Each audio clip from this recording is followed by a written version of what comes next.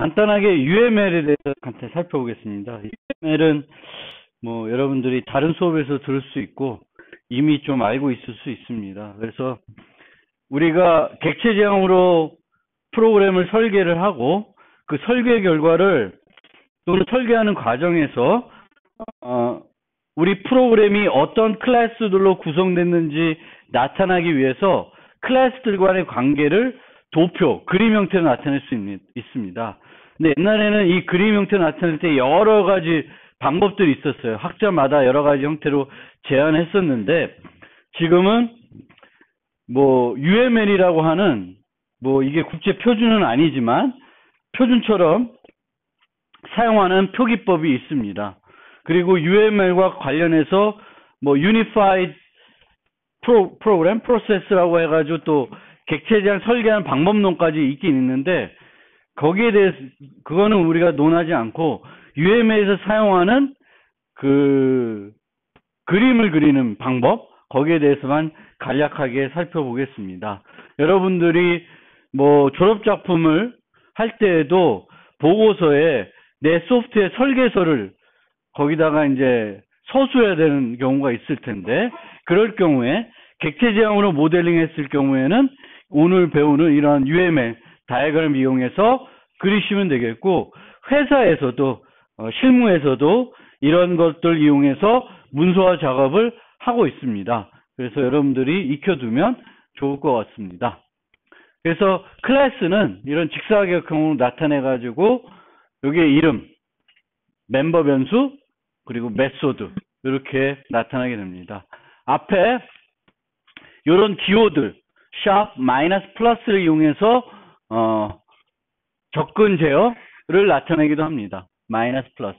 뭐 굳이 안 써도 되는데 표현하고 싶으면 이런 마이너스, 플러스, 샵이라는 기호 가지고 표현하게 되겠고 첫 행은 클래스 이름인데 추상 클래스이면 기울임꼴로 나타나기도 하고 여기서처럼 여기다가 이렇게 해가지고 저 위에다 abstract 쓰기도 해요. 약간 인터페이스는 통상적으로 이렇게 여기다가 인터페이스라는 거를 별도로 표시합니다.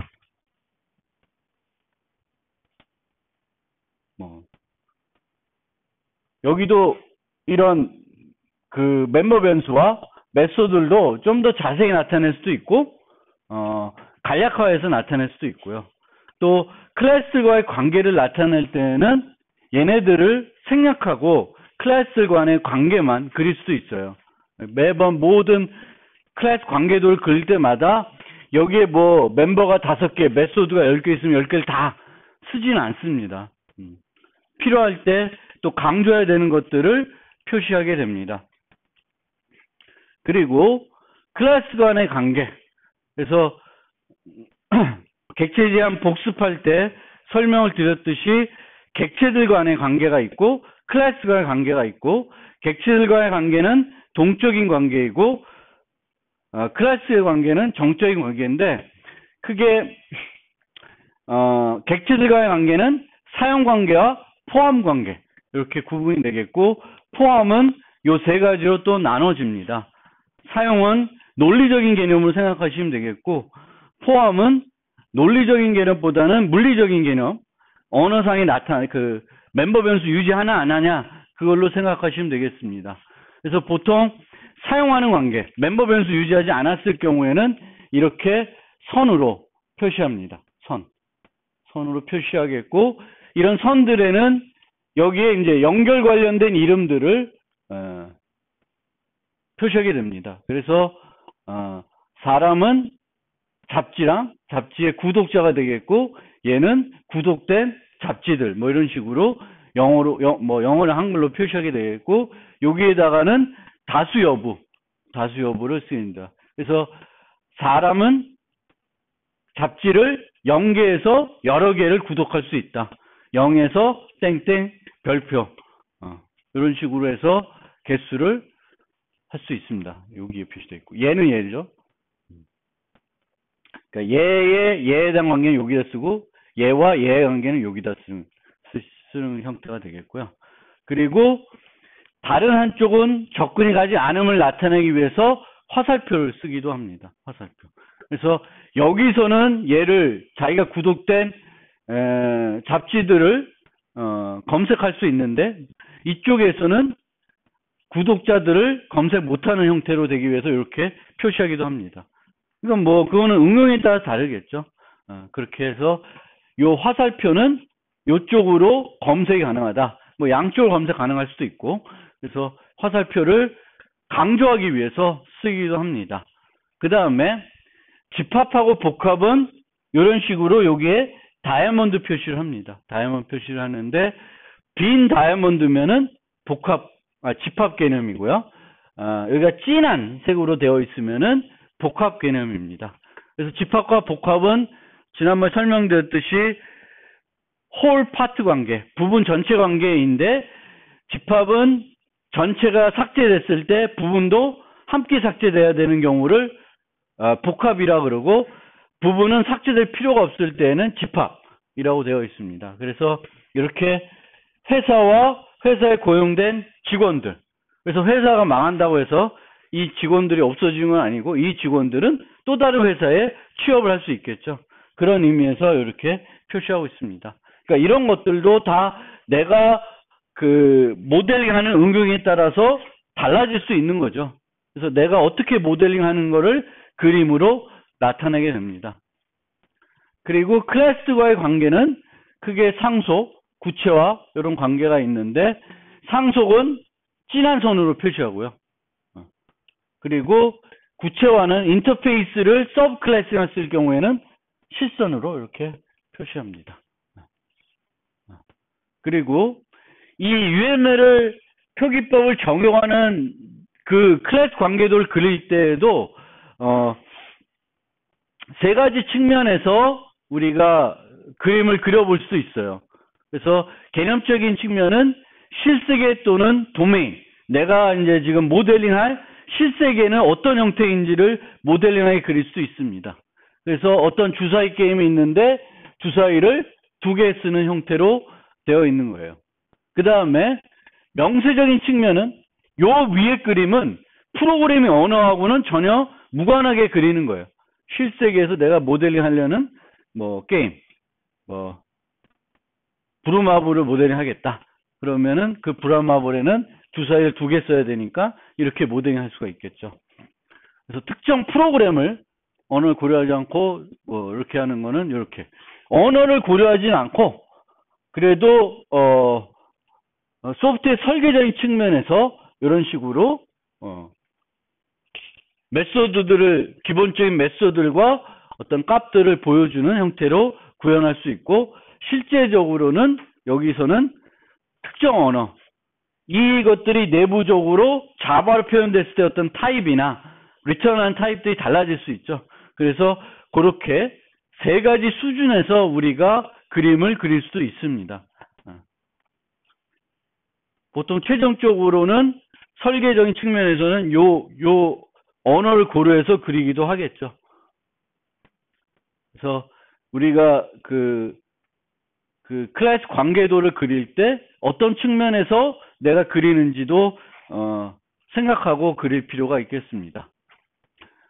그래서 앞에 있는 이런 형태의 그림들은 클래스들과 클래스들의 관계만 나타나지, 실제적으로 게임이 아니면 실제적으로 어떤 프로그램이 실행됐을 때 어떤 흐름을 가지고 동작하는지는 안 나타나는 거예요. 여기서는 누가 누구를 상속하고 있다, 누가 누구를 사용하고 있다, 누구를 포함하고 있다, 또 한 클래스가 얼마나 많은 다른 클래스하고 상호작용하는지, 이런 것들은 나타내 줄 수 있는데, 실제 어떤 메소드나 어떤 시나리오를 내가 소프트웨어를 구현했을 때 어떤 식으로 동작하는지는 이 그림들을 가지고는 알 수가 없습니다.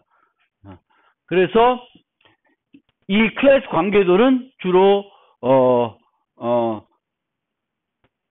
정적 모델이라 그래요.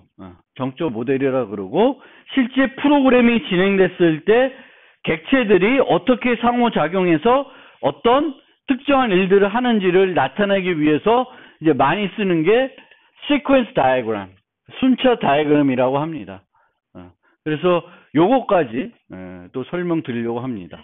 그래서 우리가 상속 관계도를 그릴 수 있고, 그냥 전체적인 클래스 관계도를 그리면은 그 안에는 상속 관계도 나타나고, 이런 선들을 통해서 이 클래스가 어떤, 또 이 객체가 어떤 객체들하고 상호작용하는지를 전체적인 그림으로 보여주는 형태가 되겠습니다.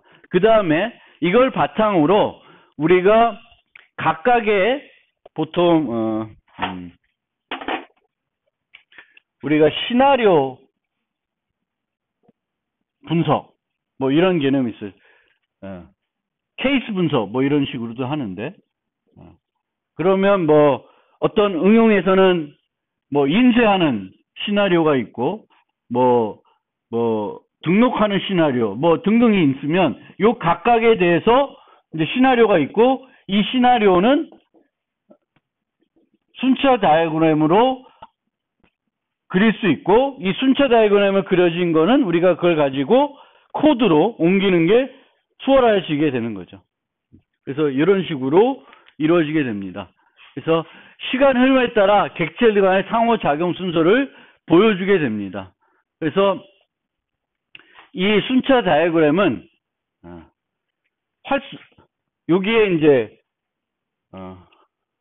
자, 이게 뭐지?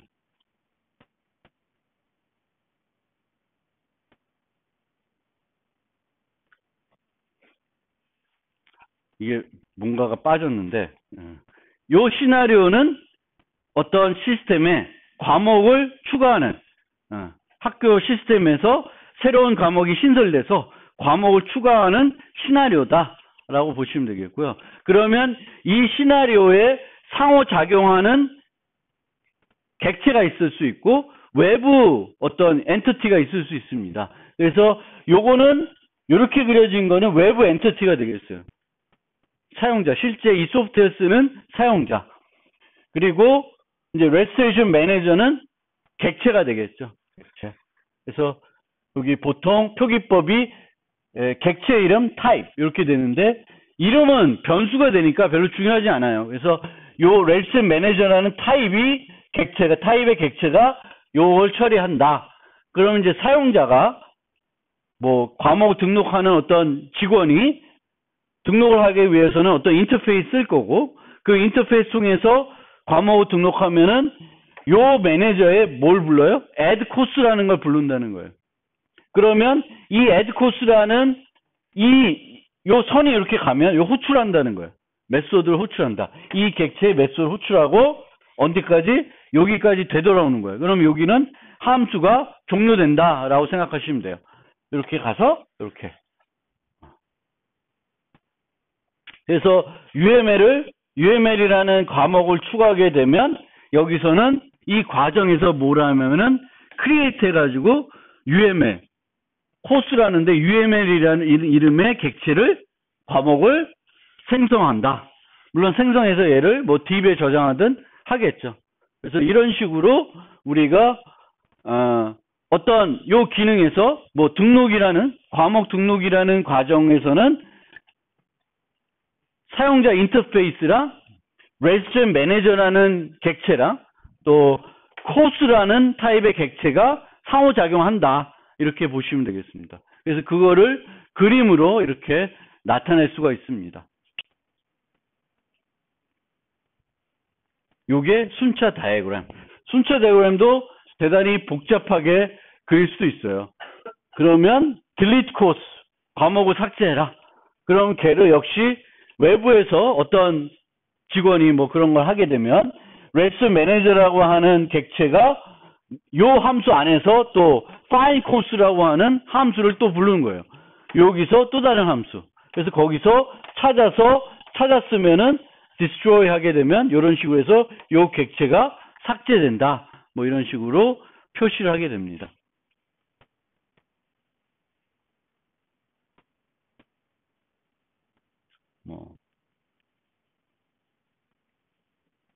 좀 더 복잡하게 그리면은 이거는 뭐 주문하는 시스템에서 커스터머가 그 주문을 하게 되면 오더 매니저 타입이 그걸 오더 매니저 레이즈 오더를 받으면 얘는 주문을 만든다.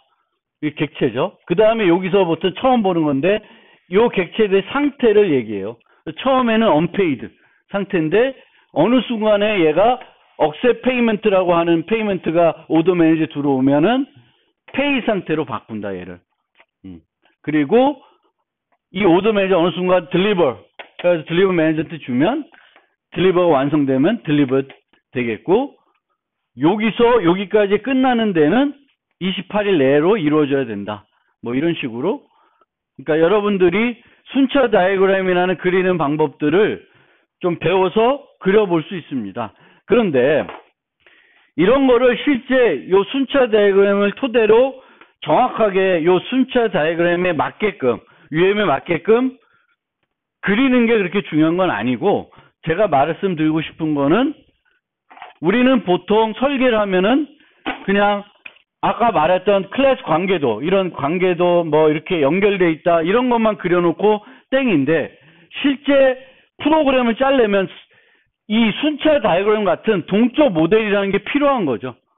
그럼 이 동적 모델이라는 거를 여러분 나름대로의 뭐 손으로 뭔가 어떻게든 글로 나타낸다든가 뭔가를 통해서 서로 소통할 수 있는 걸로 만든 다음에 실제 프로그램으로 가셔야 된다는 거예요. 이거 없이 그냥 머릿속으로 갖고 있다가 프로그램 짤라 그러면은 잘 안 되죠. 머릿속에 있는 생각들이 수시로 바뀔 수도 있고, 그래서 한 번은 정리를 한 다음에 그걸 토대로 만드는 거예요. 물론 이 토대로 만들다 보니까 미처 생각하지 못한 거에 있어서 이 모델들이 바뀔 수는 있어요. 그래도 뭔가는 이 비슷한 거라든지 이것이 아니더라도 여러분들이 프로그램 짤 때에는 설계를 한다는 건 요걸 하는 거죠.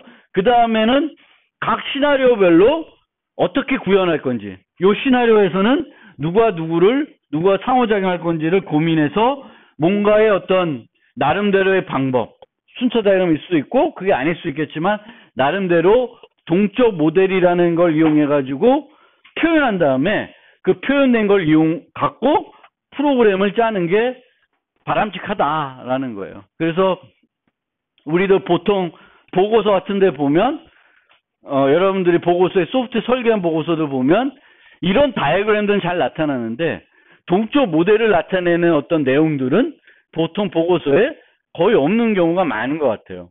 그래서 그런 것들을 우리가 한번 생각해 보는데 이게 뭐 옛날에 왔던 순서도 같은 걸 그려라 이런 건 아니에요. 뭔지 내가 그 시나리오에서 어떤 객체들이 참여하고 이 객체 참여할 때 서로 어떤 순서대로 부를지를 나름대로 뭔가에 표현할 수 있는 방법들을 더 간단한 방법이 있다 그러면 그런 것도 써서 뭔가를 나타낼 필요가 있다라는 걸 말씀드리고 싶습니다. 그래서 어쨌든 UML에서도 이런 동적 모델을 그림으로 나타낼 수 있는 표기법이 있다. 그리고 그걸 뭐라 그래요? 순차 다이어그램, 영어로는 시퀀스 다이어그램이라고 한다. 그래서 여러분들이 어떤 회사에 가면 실제 시퀀스 다이어그램 갖고 이런 것들을 소프트웨어 설계서 같은 것들을 만들 수도 있겠죠. 그래서 그런 걸 또 필요하면 그때 와서 좀 공부해서 또 하셔야 될 거고, 그게 아니더라도 여러분들이 이제 여기 다수가 3학년일 것 같은데 나중에 4학년 돼서 졸작을 하게 되면, 아니면 지금부터 졸작을 막 하고 있으면은 여러분들이 설계를 하고 정적 모델을 설계한 다음에 동적 모델도 표현하고 나서 코딩을 하는 게 바람직하다라는 거를 좀 말씀드리고 싶습니다. 그래서 주로 우리가 이제 패턴을 살펴볼 건데, 패턴을 설명할 때에도 주로 이 순차 다이어그램은 잘 제시 안 해요. 그것도 좀 아이러니한 면이 있습니다.